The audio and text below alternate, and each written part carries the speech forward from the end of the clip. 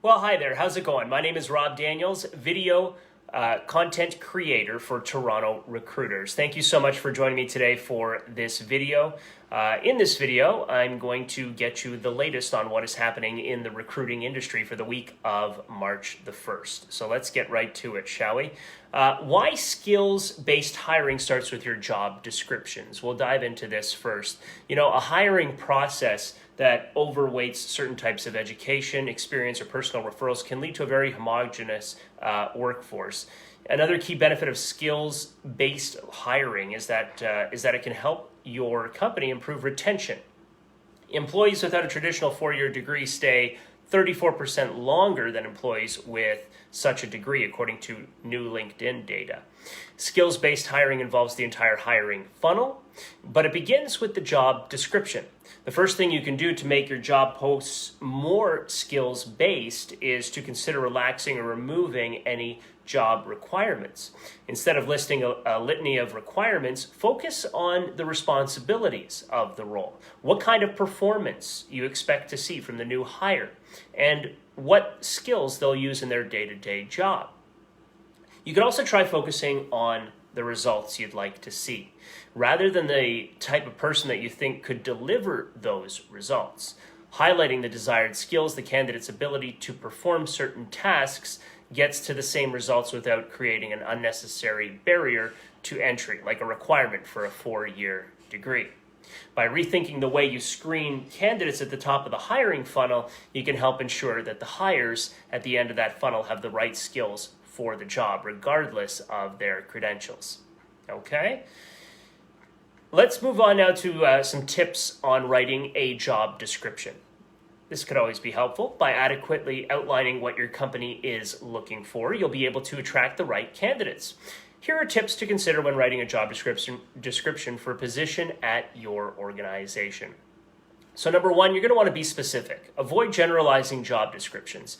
To hire the best candidate possible, make sure to include specifics about quote-unquote hidden aspects of the job, like the kind of personality needed to fulfill this role or certain industry knowledge needed. Reference online templates as well. You can quickly search through thousands of different templates online to get an idea about how to format your description. You can even search based on your specific industry and search through even more specific templates. Describe the company. Include basic information about your company, like where it's located, how long it has been around for, what the company does. You can also include some information about what it's like to work at the company. And don't use jargon. Avoid using words, phrases, or even program names if they wouldn't be well known to job seekers. Also, use an appropriate title. To ensure you get relevant candidates applying to your opening, make sure you put an appropriate job title that best describes what they will be responsible for at your company. And make your job description visual. Along with providing information about your company, you can also add relevant links like to your website or social media pages, for example. And know the market. This is important. Is the candidate you're looking for in demand, or is there a bigger supply of candidates? If the demand is high, make the job description a little broader to give the chance for more candidates to apply. If there is a low demand, you can be a bit more specific in what you are looking for. Now, for more videos, you can visit our Toronto Recruiters YouTube channel. That's always available to you. Target has joined the growing number of employers incentivizing vaccines. Okay, Target has joined the growing list of employers to encourage workers to get vaccinated against COVID-19. The retail giant announced it is providing up to 4 hours of pay, 2 hours for each vaccine dose to hourly employees when they get their vaccine. It also will provide all workers with free Lyft rides.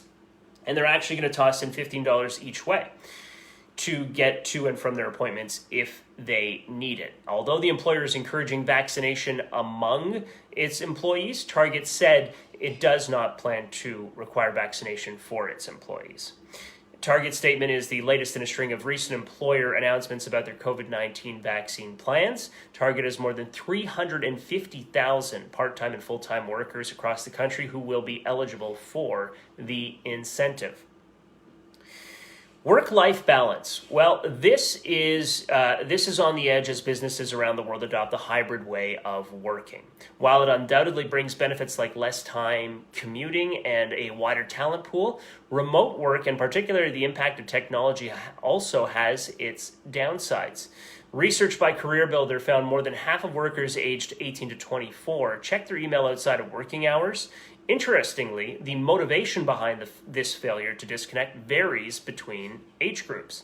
In a remote world, the outpouring of digital notifications can quickly become overwhelming. And you might have noticed that yourself. I know I have, where things like email, phone calls, instant messaging, and social media were once confined to the office. Now they're spilling into makeshift workspaces in our living rooms or even our bedrooms. It begs the question, are we working from home or living from work? With flexible working and the rise of employees choosing their own hours, it's even more important to make it clear when an urgent response is needed and when it is not. For teams working across time zones, people leaders should be aware of what time it is for the recipient. Either make it clear that a response is not necessary until the recipient is online, or save it in your drafts for the following day. While policy or an employment contract is the basic method to setting out an employee's working hours and expectation, the problem of overworking is often behavioral. The actions and behavior of people leaders is therefore critical to setting the boundaries for employees for staff. Right now we're going to talk about Zoom etiquette. How polite are you? So here are some important things to remember when in your next Zoom, Teams, whatever virtual meeting you want to call it. Number one, do turn on the camera. Remind everyone that they are dealing with real people. Doesn't matter if it's a bad hair day, show up in person. Very important. Number two, don't be late. There's no slow bus excuse, so being late is even more unforgivable than in-person meetings. And don't have lunch and Zoom. That's number three. Now, if you must eat, mute yourself unless you are doing a mukbang. Number four, do learn how to virtually interrupt. Consider having a moderator to ensure everyone gets a turn to speak. Number five, do close out the rest of your household if you can. Shut the door if you can, and try to get yourself in a private office zone. Number six, don't have other tabs open on your computer. It's too easy to be sidelined if you have other windows crying for your attention during the meeting. And number seven, do mute. Turn off your microphone when you can to avoid broadcasting background noise. Two ways employers can benefit from using social media and technology. Social media is not just for posting pictures and keeping in touch with friends and family, It can also be used as a tool for businesses and organizations to help elevate their brand and reach a larger audience. For those in human resources and recruiting, social media and different digital programs can be used to find qualified candidates, managing employees, and much more. So below are two ways employers can implement social media and technology into their strategies. Number one, using social media to find and vet candidates. By doing this, you're making sure that the candidate can represent your business and brand professionally. You can also use tools like LinkedIn to find potential candidates. So number two, using technology to manage employees. Some companies and organizations are modernizing their employee management processes by going digital with programs like Bamboo HR, Jazz HR, and Namely. Upcoming virtual events, which are presented by TorontoJobs.ca, Canadian Virtual Recruiters Conference, Tuesday, March 9th from 2 to 4 p.m. We have that going on. TO Tech Virtual Hiring Event, Wednesday, March 10th, 2 to 4 in the afternoon. And Staffing Firm Owners Conference, Thursday, March 11th from 2 to 4 in the afternoon. You can always visit TorontoJobs.ca/news for more information on our virtual events, and check out our new events website, eventlogic.ca. That's logic with a K.ca. Sponsorship and exhibitor options also available to you. Top candidates TorontoJobs.ca is representing, or rather Toronto Recruiters is representing. They are a paralegal, 7+ years of experience in health law, and has worked as a legal clerk and legal assistant in Mississauga Mississauga, a call center supervisor, training manager, Brantford, 10 plus years experience, and a lawyer in Toronto, 10 plus years experience in various practices, criminal law, health law, and securities law. If you're interested in any of those candidates, please email sales@torontojobs.ca.